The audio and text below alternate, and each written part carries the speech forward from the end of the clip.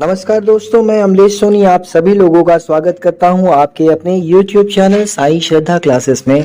आज की डेट में हम लोग सीखने वाले हैं SYGC 12वीं कक्षा महाराष्ट्र बोर्ड स्टेट बोर्ड का demand analysis chapter 3A demand analysis in detail में पढ़ने वाले हैं। चैनल पर पहली बार आए तो चैनल को सब्सक्राइब करना ना भूले दोस्तों। इन डिटेल में देखते हैं डिमांड एनालिसिस को। डिमांड एनालिसिस ये जो चैप्टर है, ये chapter exam point of view बहुत ही इंपॉर्टेंट है। इसके बारे में हम लोग ने प्रीवियस चैप्टर में हम लोग ने यूटिलिटी के बारे में पढ़ा। यूटिलिटी क्या होती है, यूटिलिटी कैसी होती है, यूटिलिटी कौन से बेसिस पे। डिज़ायर, अब डिज़ायर जो होती है एक पर्टिकुलर यूटिलिटी, किसी भी चीज़ की ज़रूरत, उसको बोलते हैं यूटिलिटी। अब उस डिमांड को सेटिस्फाई करने की capacity of a commodity is called demand. अब ये demand analysis is concern with consumer behaviour. Demand analysis, मैं एक कंज्यूमर हूँ, आप एक कंज्यूमर है, हर कोई इंसान कोई ना कोई चीज़ें वापर रहा है, यूज़ कर रहा है, तो वो उसका कंज्यूमर हो गया। तो इन डिटेल में देखते हैं मीनिंग ऑफ डिमांड क्या है। डिमांड मीन्स एक डिज़ायर, डिज़ायर मीन्स अर्ज, किसी चीज़ की चाहत होना, to have something. In economics demand का मतलब होता है desire which is backed by willingness and ability to pay. वो ऐसी डिज़ायर जिसके पीछे विलिंगनेस भी काम कर रही हो, इच्छा शक्ति हो, जोर की इच्छा शक्ति हो, और उसको दे पाने की क्षमता, एबिलिटी टू पे भी हो। ये अगर कोई पर्सन के पास डिज़ायर है किसी टेलीविज़न को परचेस करने का, लेकिन उसके पास पैसा ही नहीं है, तो वो डिज़ायर डिज़ायर ही रह जाएगी, वो डिमांड कभी नहीं होगी। देखिए यहाँ पर एक छोटे से फॉर्मूले के हिसाब से दिया हुआ है कि डिमांड बराबर desire plus willingness to purchase और एबिलिटी टू बाय। और खरीद सकने की क्षमता प्लस विलिंगनेस भी होनी चाहिए उसकी, तो ही डिमांड काम करता है। ये डिमांड की अपनी एक डेफिनेशन है। Definition of demand, demand for anything at a given price, किसी भी चीज़ की मांग एक किसी कीमत पर, amount of it which will be bought per unit of a time at that price. उस चीज़ को, एक यूनिट को उस समय पर कितना खरीदा जा रहा है, कितनी उस पर्टिकुलर समय के दौरान वो चीज़ कितनी बिक रही है, वही उस चीज़ का डिमांड होता है। As simple as that. Demand एक रिलेटिव कॉन्सेप्ट है और ये इसेंशियल होता है, ज़रूरी होता है। टाइम और प्राइस के साथ इसका रिलेशन बनता है। टाइम और प्राइस के साथ क्या रिलेशन बनता है इन डिटेल में देखेंगे हम लोग। यहाँ पर देखिए ये डिमांड शेड्यूल क्या होता है। डिमांड शेड्यूल एक टेबुलर रिप्रेजेंटेशन होता है। फंक्शनल रिलेशनशिप प्राइस और क्वांटिटी डिमांडेड के बीच में जब दिखाया जाता है, उस शेड्यूल को हम जो बनाते हैं उस शेड्यूल को डिमांड शेड्यूल कहते हैं। अब इंडिविजुअल डिमांड शेड्यूल क्या होता है, जब कभी भी एक इंडिविजुअल का मतलब एक अकेले की, एक सिंगल बंदे की क्वांटिटी ऑफ अ कमोडिटी, किसी एक क्वांटिटी, किसी एक पर्टिकुलर कमोडिटी की क्वांटिटी ऑफ अ कमोडिटी अगर डिमांड करता है कोई एक कंज्यूमर एक समय के दौरान, during a given period of time, तो उसे कहते हैं individual demand. Individual demand schedule जो होता है वो टेबुलर रिप्रेजेंटेशन होता है, जहां पर क्वांटिटीज ऑफ कमोडिटीज दर्शाई जाती हैं। इंडिविजुअल कंज्यूमर जो होता है वो वेरियस प्राइसेस पे during a period of time individual consumer कितनी चीज़ें खरीद रहा है, वो इंडिविजुअल हो गया। इंडिविजुअल डिमांड शेड्यूल, अभी इस शेड्यूल के तरीके पे समझो, ये शेड्यूल को समझेंगे हम लोग इन डिटेल में कि अगर किसी चीज़ की कमोडिटी की कीमत 10 रुपये है, तो जब 10 रुपये उसकी प्राइस थी तब के टाइम में मैं कंज्यूमर था और मैं एक ही पीस खरीदता था। बट अचानक से प्राइस कम हो गया, प्राइस कम हो गया तो मेरी इच्छा शक्ति बढ़ गई, बोले चलो 2 खरीद लेते। प्राइस 8 से 6 हो गया, फिर मैंने बोला चलो 3 खरीद लेते। ऐसे प्राइस मिनिमाइज, प्राइस कम हो रहा है, प्राइस फॉल हो रहा है, और मैं एक इंडिविजुअल कंज्यूमर हूँ तो मेरी डिमांड बढ़ रही है। प्राइस 2 हो गया तो मैं अब 5 की यूनिट में खरीदने लगा। तो इस तरीके से ये यहाँ पर quantities of commodity x purchase in individual consumer, ये इन डिटेल में इसका ऑब्जर्वेशन देखिए। लेसर क्वांटिटी, कम से कम कमोडिटी डिमांड की जा रही है जब प्राइस बढ़ रहा है तब, और मोर क्वांटिटी डिमांड की जा रही है जब प्राइस फॉल हो रहा है तब। तो इसके हिसाब से जो रिलेशन है वो inverse relationship between price and quantity दिखाता है।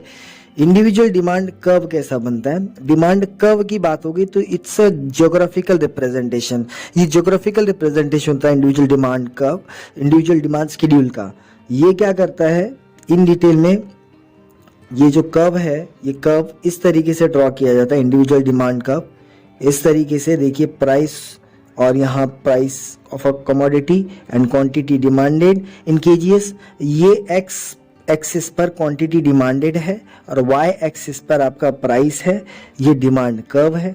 ये डाउनवर्ड की डायरेक्शन में है। ये इन डिटेल में देखो, जब 2 रुपए का प्राइस 2 रुपए की बिकने लगी थी तो मेरा डिमांड हो गया था 5 का, 4 रुपए हो गए थे प्राइस तो मेरा डिमांड 4 का था, 6 था तो 3 का था एज यूजुअल जैसे। तो जब 10 रुपए की बिकने लगी तो मैं एज अ कंज्यूमर सिर्फ एक ही प्रोडक्ट, एक ही यूनिट खरीदने लगा।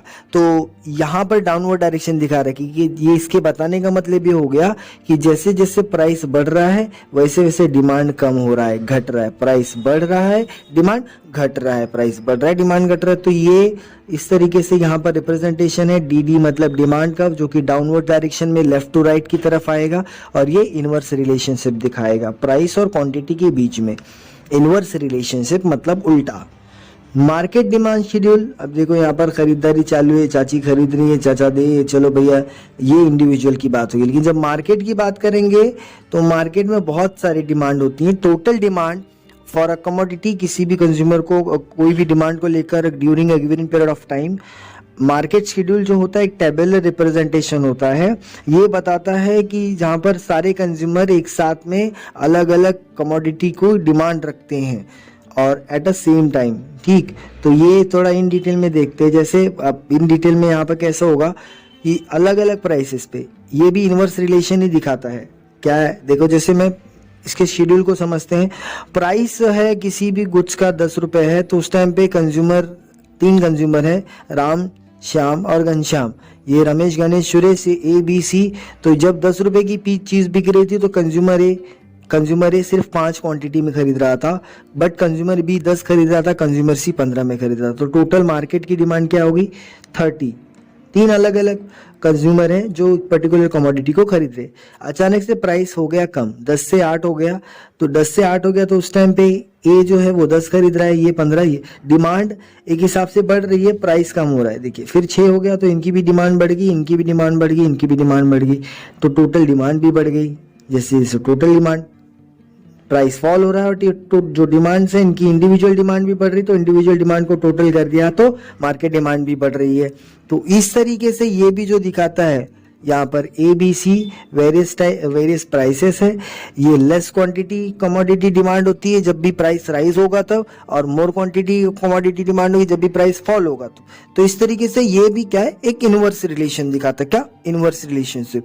तो मार्केट डिमांड कर्व, जब कर्व की बात आ जाएगी तो कर्व इटसेल्फ शेयर्स की ज्योग्राफिकली जो भी हम शो करेंगे representation, that is to be known as curve. Geographically तरीके से हम दिखाएंगे तो ये individual demand is based on market demand schedule. ये सेम टू सेम दोनों का हिसाब किताब एक जैसा ही होता है, दोनों में ही डाउनवर्ड स्लोपिंग होती है। यहाँ पर भी वही कहानी है कि जब 2 रुपए का प्राइस था, 2 रुपए प्राइस पे 100 की डिमांड थी, तीनों कंज्यूमर को मिला के 4 रुपीज हो गया प्राइस। अचानक से प्राइस बढ़ा तो डिमांड हो गई कम, 80 पर आ गया। प्राइस बढ़ रहा है, 6 रुपीज हो गया तो डिमांड 60 पर आ गया, कम हो रहा है, डिमांड 8 हुआ। तो इस तरीके से ये भी इनवर्स रिलेशनशिप बताता है। तो X और Y क्या क्या रिप्रेजेंट कर रहे हैं? Commodity, price of a commodity और market demand of a commodity. Demand जो कर्व है वो डाउनवर्ड साइड डायरेक्शन में इंडिकेट करता है। ये देखिए एक डायग्राम के हिसाब से यहाँ पे समझाने की कोशिश की है कि सारे अलग अलग कंज्यूमर हैं, चचा, काका, ताऊ सब लोग आ गए और इनकी अपनी अपनी डिमांड है। तो रीजन डाउनवर्ड स्लोपिंग क्यों होता है? क्योंकि इस पे काम करता है एक लॉ, वो है law of DMU, diminishing marginal utility. Last chapter में इसमें मैंने आपको वीडियो बनाकर डाल दी है। सेकंड चैप्टर, फर्स्ट चैप्टर भी इकोनॉमिक्स का आपको मिल जाएगा, प्लेलिस्ट में आप चेक कर सकते हो। तो वहाँ पर DMU मैंने बहुत ही सही तरीके से एक्सप्लेन करके दिया है ताकि आपको समझने में आसानी हो, तो वो भी चेक कर सकते हैं आप।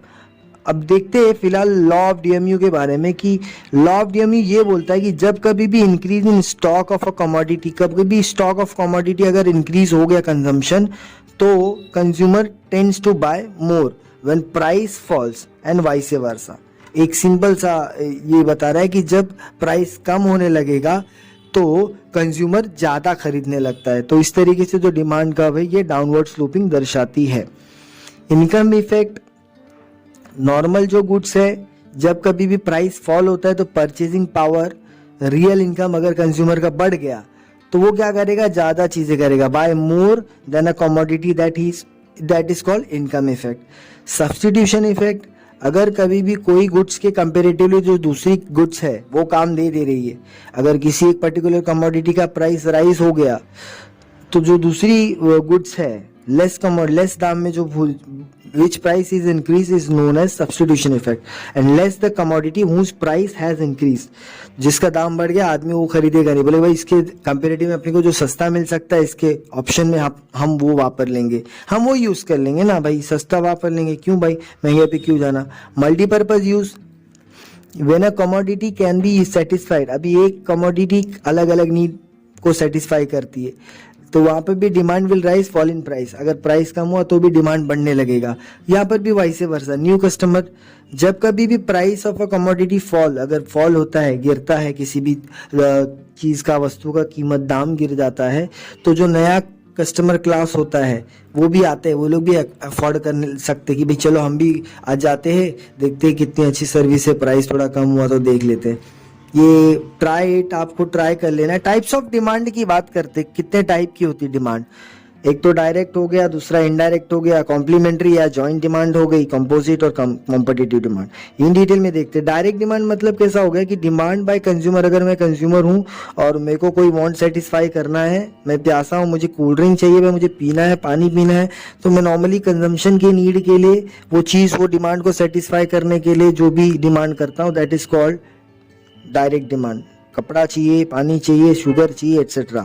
इनडायरेक्ट डिमांड का मतलब कैसा हो गया कि ये डिराइव डिमांड भी बोलते हैं इसको, इसमें जो कोई भी गुड्स है उसको लाएंगे और उसको फर्दर प्रोसेस, जैसे फॉर एग्जांपल लकड़ी लाया, उसको फर्दर प्रोसेस करके फर्नीचर बनाया, तो यहाँ पर इनडायरेक्ट डिमांड इसी को बोलते हैं।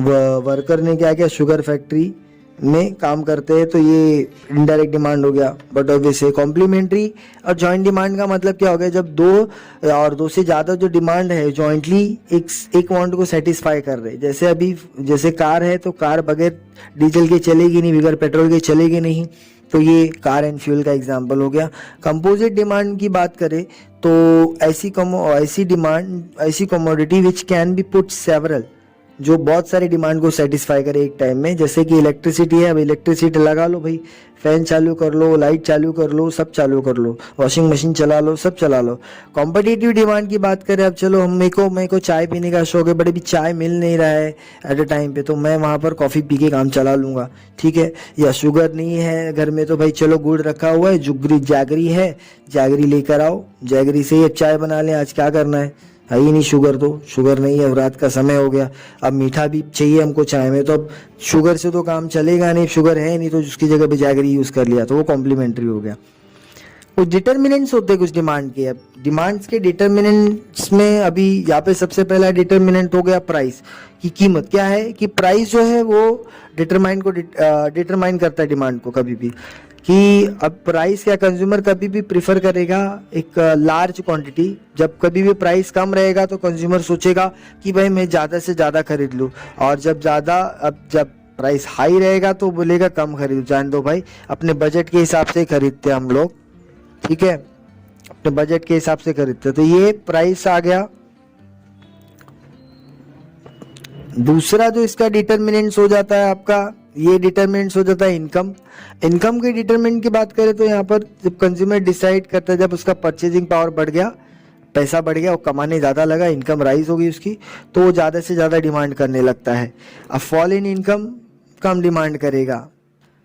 प्राइसेस ऑफ सब्सटीट्यूट्स, अब जो चीज़ मैं यूज़ कर रहा हूँ उसका सब्सटीट्यूट का प्राइस अगर कम है और लोअर प्राइस पे अवेलेबल है तो मेरा डिमांड क्या रहेगा कि भाई सस्ता लूँ और मेरा काम भी हो जाए कॉस्टली गुड के कंपेरिजन में। अगर शुगर बढ़ गया तो मैं जैगरी फॉल हो जाएगा, जैगरी का demand for jaggery will fall. If the price of sugar rises, अगर शुगर का दाम बढ़ गया then demand for jaggery will rise. Sugar दाम बढ़ गया तो लोग शुगर की जगह पे जैगरी खरीदने लगेंगे, बराबर, कि भाई जैगरी सस्ता मिल रहा है चलो ले लेते हैं।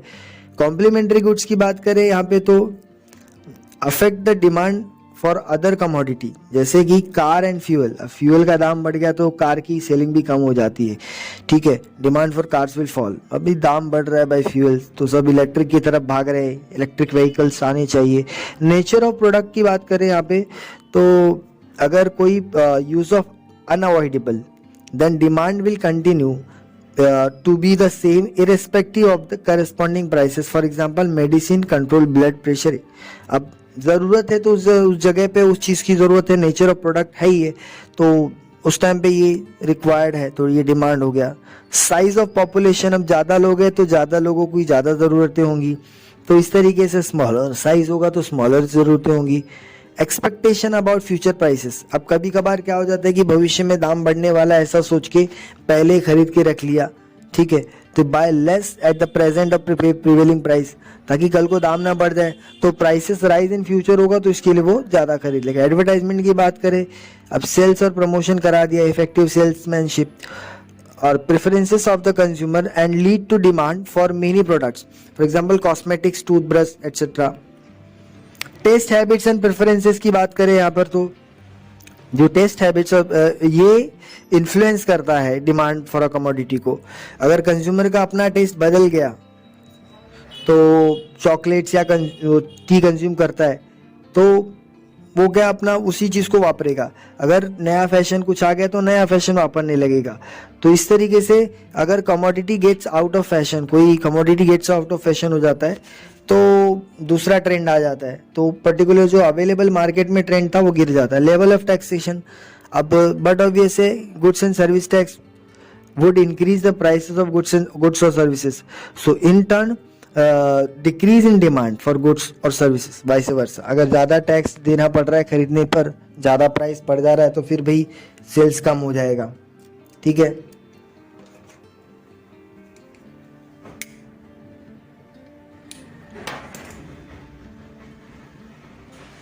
अदर फैक्टर्स क्या क्या होते हैं, जैसे कि अदर फैक्टर्स में आ गया क्लाइमेटिक फैक्टर.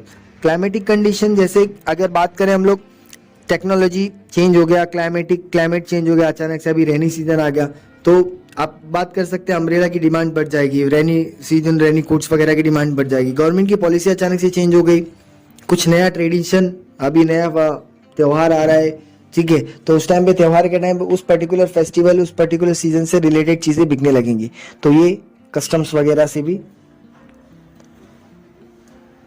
कोरिलेट करता है कि डिमांड जो है वो इस पर भी आते हैं. अब आ जाते हैं सबसे इंपॉर्टेंट क्वेश्चन, आपके बोर्ड के एग्जामिनर का सबसे फेवरेट सवाल, इकोनॉमिक्स का लॉ ऑफ डिमांड. क्या होता है लॉ ऑफ डिमांड?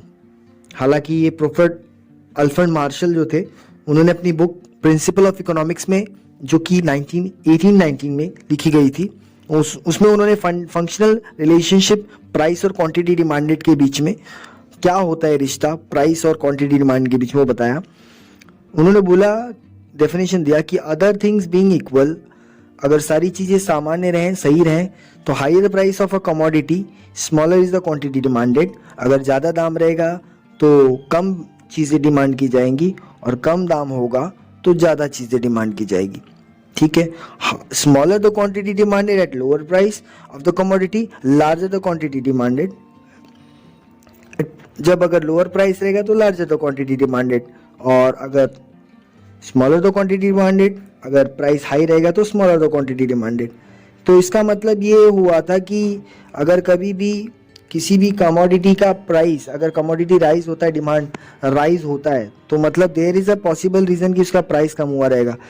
और अगर कभी भी राइज फॉल हो रहा है डिमांड, तो there is a possible reason कि उसका शायद प्राइस बढ़ गया रहेगा. तो ये इनवर्स रिलेशन दिखाता है. सिंबॉलिकली इसको दिखाते हैं हम लोग, D X is equals to F of P x.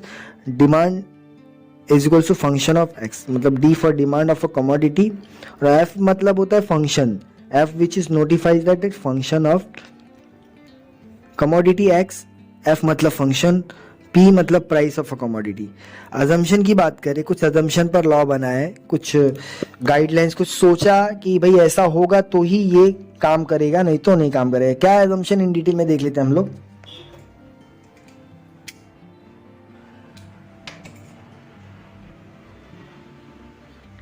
पहला बोलता है कि कॉन्सोनेंट्स लेवल ऑफ इनकम, अगर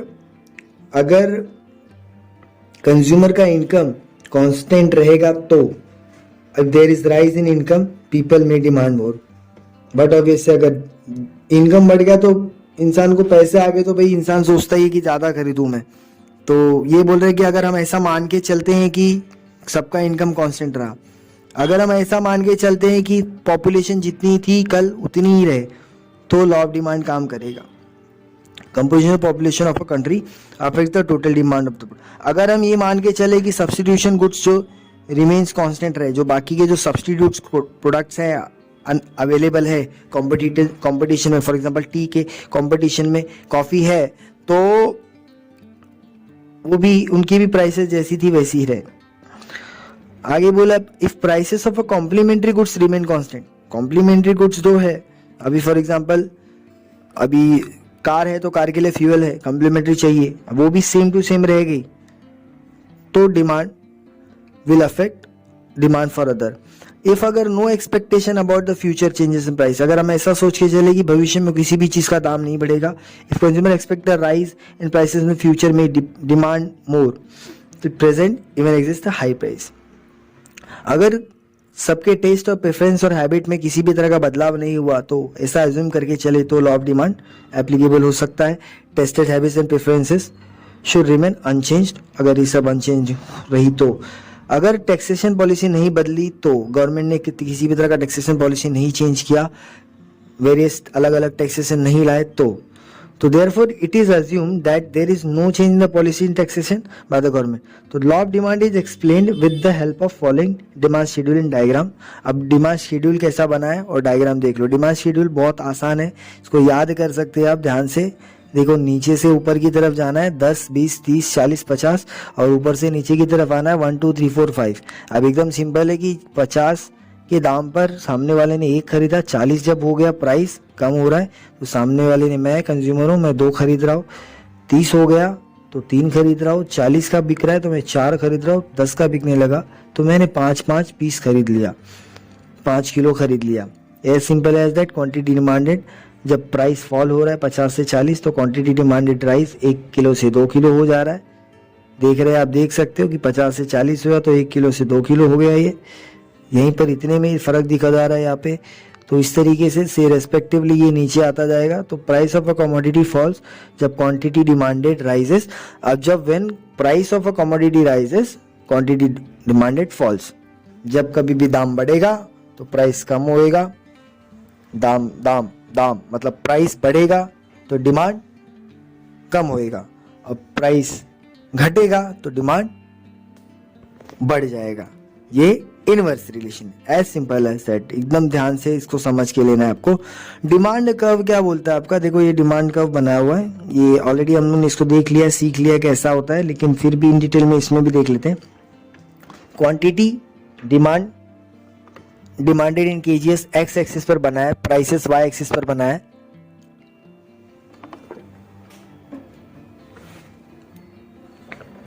ये देख सकते हैं आप, जब 10 था तो उस टाइम पे 5, बट जब प्राइस 20 हो गया तो 4 का ही डिमांड हो गया, 30 हो गया, 3, 40 हो गया, 2 का डिमांड कर दिया, इंटरसेक्शन 50 हो गया तो फिर बस मैं बोला बस अभी ज़्यादा ही प्राइस हो गया, अब अपन एक से ही काम चला लेंगे, महंगा हो गया बहुत।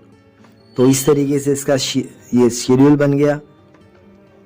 यहाँ पर साफ साफ लिखे कि एक्स एक्सिस क्या बता रहा है, डिमांड फॉर कमोडिटी, वाई बता रहा है price of the commodity, D जो डिमांड कर्व है वो डाउनवर्ड की तरफ आता है, लेफ्ट से राइट की तरफ, और ये इनवर्स रिलेशन दिखाता है।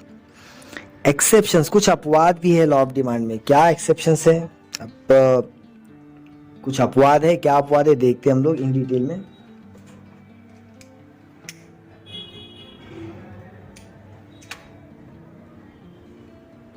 पहला बोलता है कि exceptions of law of demand की बात करें तो सबसे पहला ये डायग्राम देख लो आप।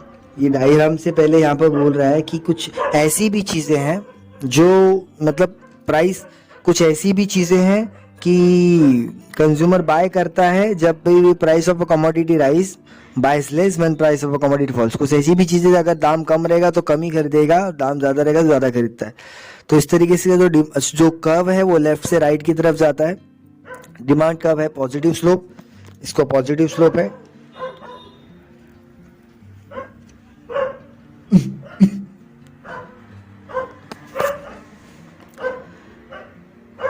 डायग्राम के माध्यम से हम लोग समझते हैं exceptions of law of demand curve. Law demand curve यहाँ पे बनाया हुआ है। इस तरीके से वाई एक्सिस पर और एक्स एक्सिस पर। ये इसमें एक्सेप्शंस है, कुछ ऐसे भी गुड्स है जिसमें चीज़ें अलग रूल पे करती है, पर प्राइस कम रहेगा तो लोग कम खरीदेंगे, ज़्यादा हो तो ज़्यादा खरीदेंगे।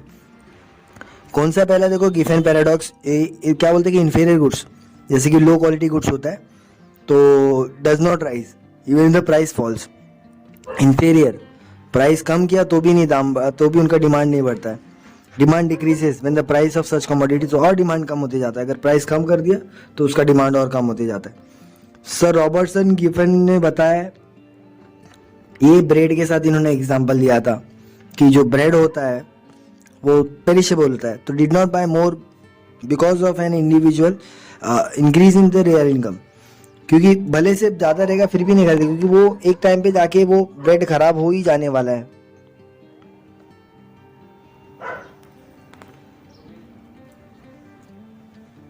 तो इस तरीके से गिफेन पैराडॉक्स हो जाता है। प्रेस्टीज गुड्स की बात करें तो एक्सपेंसिव गुड्स की बात करें, लाइक डायमंड हो गया, गोल्ड हो गया, एक्सेट्रा, ये सब rich people buy more of it. Even if वो लोग रिच लोग है, अमीर है, पैसा है, तो वो लोग इसमें ज़्यादा इन्वेस्ट करते रहते हैं। स्पेकुलेशन की बात करेंगे आप। स्पेकुलेशन, अगर ऐसा लग रहा है कि किसी चीज़ का law demand does not, people expect prices rise, अब कल को प्राइस बढ़ जाएगा तो लॉ डिमांड उसके लिए रुकेगा नहीं। Consumer will demand more anticipation of further rise in price, अगर कल को दाम बढ़ेगा तो कंज्यूमर बोलेगा भाई आज ही खरीद लो। जैसे कि प्राइस ऑफ ऑयल, शुगर, ये सब कभी भी बढ़ जाता है। दिवाली के टाइम पे शुगर वगैरह के दाम बढ़ जाते, हायर हो जाते। प्राइस इल्यूजन की बात करें यहाँ पे, अगर high price goods are better then, अभी लोगों को लगता है कि जो चीज़ महंगा है वो अच्छा रहेगा। Demand for such goods tends to increase with the rise in with the price. जैसे कि ब्रांडेड प्रोडक्ट्स होते हैं, अब ब्रांडेड प्रोडक्ट्स का कैसा है, वो लोग ज़्यादा दाम में बेचते भी और उनका ये है कि भाई हमारा अच्छा क्वालिटी गुड्स है, ठीक है, एक्सपेंसिव देते फिर भी लोग खरीदते हैं उसको। इग्नोरेंस, कभी कभी क्या होता है कि कभी कभी इग्नोरेंस हो जाता है, कुछ कमोडिटी को लोग बोलते हैं कि एट बहुत हाई प्राइस का है, तो दिस में happen when customer is ignorant about the price of that commodity. Customer को पता ही नहीं रहेगा कि ये चीज़ दूसरी जगह पे कितने की मिलती है। हैबिचुअल गुड्स, कुछ चीज़ों की आदत हो जाती है, कंज्यूमर है तो उसको कुछ चीज़ों की आदत हो जाती है, तो उस आदत को लेकर certain goods like T purchased is required quantities even if at a price. भले चाय की आदत हो, चाहे भले 5 की मिलने दो तो 10 की मिलने दो, चाहे 20 की मिलने दो, हम चाय पियेंगे भाई, बगैर चाय के नहीं चलेगा। Expansion of demand in detail में देखते हैं। एक्सपांशन ऑफ डिमांड क्या होता है, जब कभी भी क्या होता है कि डिमांड राइस क्वांटिटी डिमांडेड बढ़ने लगे due to fall in price alone, price गिर गया और क्वांटिटी डिमांड बढ़ने लगा, like taste, income and other consumer population remains unchanged, बाकी की चीज़ें वैसी की वैसी रहेगी। तो वो देखो इन डिटेल में, ये डाउनवर्ड डायरेक्शन में होता है। ये देखिए प्राइस पहले P था, प्राइस P से P1 हो गया, तो डिमांड जो था Q था, Q से Q1 हो गया, बढ़ गया, डाउनवर्ड स्लोपिंग। यहाँ पर साफ साफ ये है downward movement on the same demand curve, expansion of demand हो गया। अब आ जाओ कॉन्ट्रैक्शन ऑफ डिमांड की बात करें तो contraction of demand refers fall in demand due to price बढ़ गया तो डिमांड कैसे कम होता है वो दिखाता है contraction of demand. Other factors जैसे कि इनकम, टेस्ट, पॉपुलेशन, ये सब अनचेंज रहेगा तो कैसे, ये अपवर्ड डायरेक्शन में दिखाता है। देखिए प्राइस P था, P से P2 हो गया, प्राइस बढ़ गया और क्वांटिटी, फिर जैसे प्राइस बढ़ गया, जब प्राइस P था तो पब्लिक क्यों खरीदता था, प्राइस बढ़ गया तो क्वांटिटी कम हो गया, प्राइस बढ़ा क्वांटिटी डिमांडेड कम हो गया, तो ये अपवर्ड डायरेक्शन में दिखा रहा है। तो इस तरीके से ये कॉन्ट्रैक्शन ऑफ डिमांड बताता है कि अपवर्ड मूवमेंट है on the same demand curve from. Changes in demand में दो तरीके की होती है डिमांड, इसमें पहला होता है increase in demand.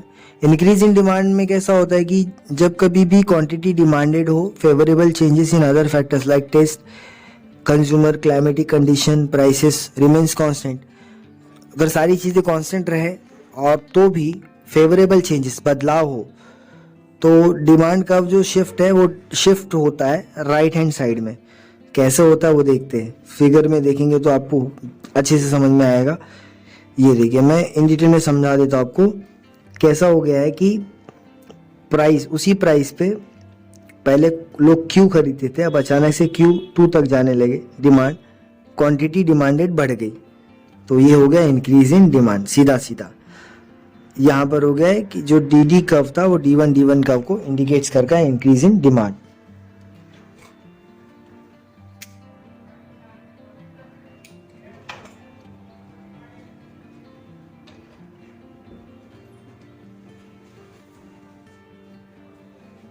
Decrease in demand यहाँ पर दे रहा है कि डिक्रीज इन डिमांड का मतलब हो गया कि quantity demanded due to unfavourable, अचानक से फेवरेबल कंडीशन नहीं है, तो उस टाइम पे टेस्ट, हैबिट, प्रेफरेंस सब कुछ वही रहेगा, तो भी अनफेवरेबल कंडीशन, अभी सही टाइम नहीं चल रहा है, चीज़ें बिक नहीं रही बराबर, तो लेफ्ट हैंड साइड की तरफ पे आएगी। दिस कैन बी एक्सप्लेन, इसको कैसे एक्सप्लेन करते हैं, ये डायग्राम है आपका कि मतलब उसी प्राइस पे